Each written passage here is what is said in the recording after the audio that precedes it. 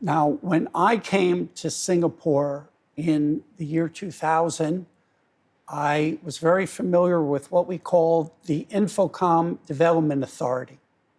And then we also had in parallel the Media Development Authority for like the film and music and media industry.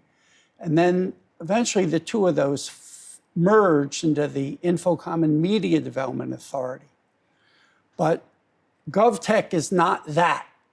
GovTech has origins related to that.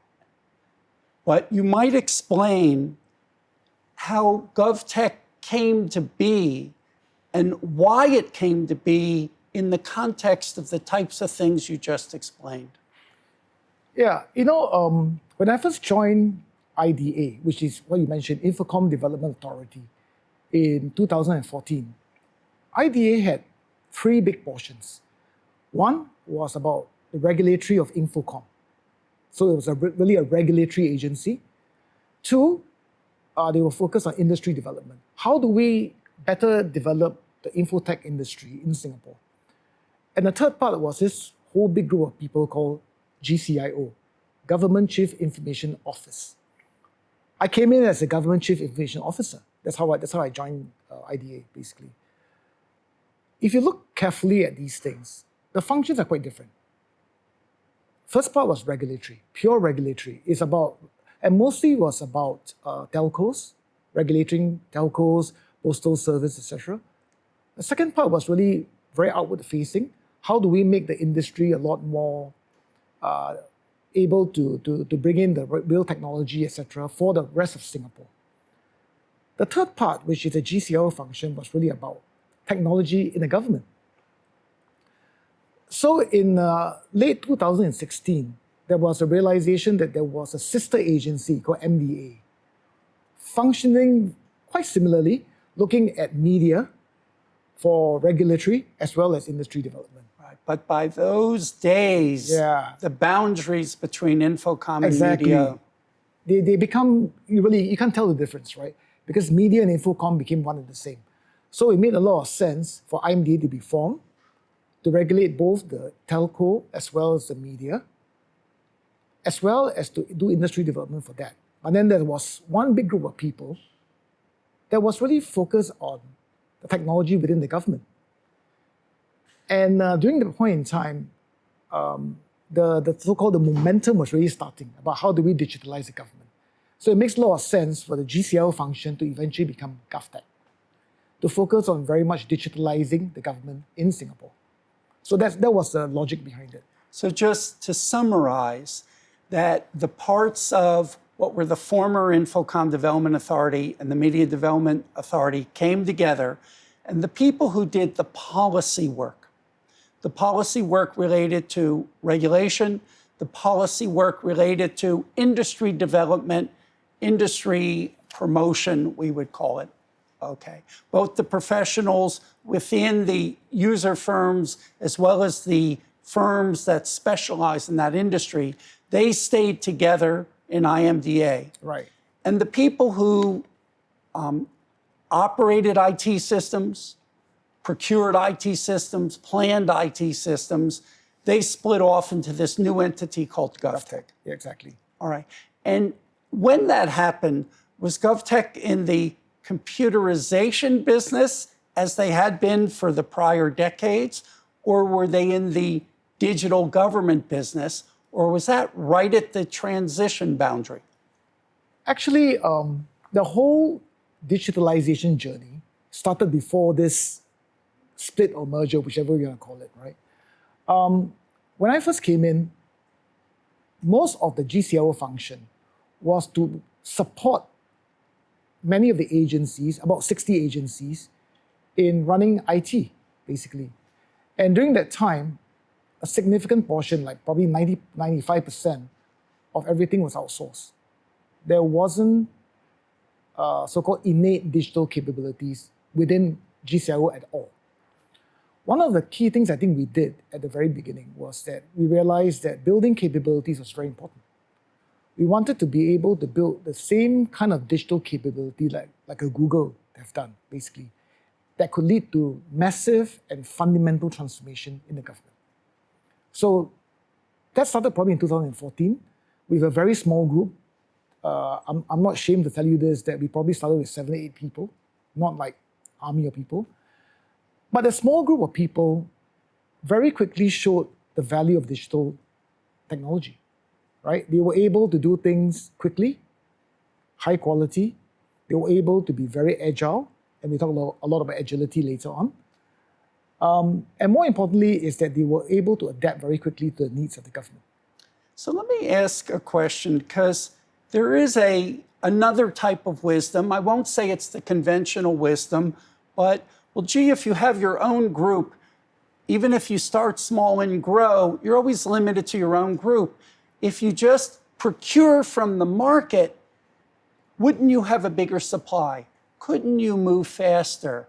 So help us understand the rationale for wanting to build the internal capability vis-a-vis what you can procure. I think there was 2 compelling thoughts that was going through at that time. The first is that you can only procure wisely if you truly understand technology. Very important. The bad thing about being so-called outsourced most of the time is that over time you became a contract manager. You're not really even a technology manager. But if you start building very core internal capabilities, you become more capable of challenging the industry, right? You know what you're going to buy, whether it makes sense or not, whether is it cost effective, whether it's a right way of architecting a system. These kind of skills are important, because if you do not know what you're buying, you normally get yourself into a lot of trouble. So that was the first kind of a stroke of thinking that was important. The second thing is that I think as a government in Singapore, we also wanted to challenge the industry to upgrade itself. During that time, many of the system integrators were doing literally very cut and dry technology work, enterprise technology, building monolithic system from scratch, not really leveraging on really the state-of-the-art technology like cloud, leveraging the ecosystem, using SaaS softwares, etc. So if the government is able to point that direction, it uplifts the entire industry, not just the government. Moves them, almost forces them. In some ways, you have no choice. Right? Yes. And because of that, until today, we still procure at least 70% of our technology. But that 30% that is kind of like grown within the government has become the catalyst to make this happen. Well, that's an important observation. There's another aspect, Cheow, for people familiar with doing IT projects. Procurement works well when you know exactly what you want to procure. But as you were doing this work in 2014, 15, 16, and so many changes were happening in the environment, was it possible to procure when you're not even sure exactly how and what? Yeah, so Steve, I think one of the very important things we realize is that how do people figure out what they want to buy in the first place, right? And this kind of realization struck me probably in the first year of my work here, when I was doing a speech to a bunch of people, and a young guy put up his hand and asked me a very, I would say, innocent question. So what's the difference between the business requirement document and the user journey document? And I was like, okay, I was stunned actually. I was sitting there and I'm like, that was a very interesting, thought-provoking question. And then you realize one thing. For the longest time, government, like all other big companies, write all this wonderful business requirement document, or user requirement document, they call it. And then you ask yourself the question, who is the user? And then you realize the user is that person sitting there operating the system for the last 25 years. He's not the customer. He's the guy operating the system. A user journey document is someone who's a customer. You understand the pain points of the customer. You are able to really understand where, what the person really needs. And the definition of a customer is actually very important in that journey itself.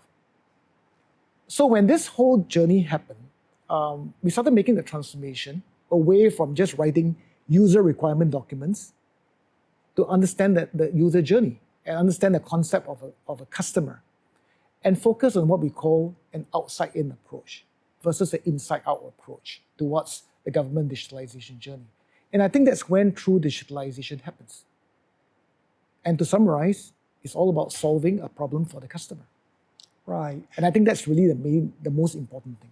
But when you get into that mindset, as we've learned from the lessons of what so many industries have done, you can't always just ask that end customer what they want, because what they say and what they really want aren't always the same. You need to trial. You need to experiment. Yep. You need to do. You need to see what happens when you put things in people's hands. How did this need and thinking relate to your own strategy for building up internal capability? Right. So you're right, Steve. The first thing is that you still need a level of understanding of what the basic things that the customer wants. And that's where the so-called the initial problem definition is. It's really about defining a problem. Once you define a problem, you start trying to understand what is the best way to solve the problem. And that's why technology doesn't even come in the first place. It's really about understanding a problem they're trying to solve and what kind of technology could be useful in solving this problem. Once that starts, that's where the agile process and the iterative process comes into play. You start building what we call minimal viable products. Why minimal viable products? Because we want to build something small and quick and able to test as often as we can. Get feedback. Get feedback. Right. So when you do an MVP, which is what we call it, your ability to then show a real product to a person who's using the product and observe what the person does with it. You're right that most of the time, the customer may not tell you exactly what he wants, but through his or her interaction with that minimal viable product, you're able to observe many of these things. Is the person struggling with the UI? Is the person struggling with how to navigate through certain things? Is the person really trying to, is that viable product even solving its problems in the first place? Yeah, so what you're saying is IDA, and then later as it became IMDA, the government CIO office had the capability to manage, oversee the conventional types of IT procurement and the follow-on processes. But this bit that you just explained about agile efforts to create minimal viable prototypes, as you said, you couldn't do that without in-house capability. No, you can't. And then that became a policy decision to build that capability. So you started with 7. What's the approximate size of that capability now? You see, if you look at really the engineering team within GovTech itself today, we have close to 1,000 people.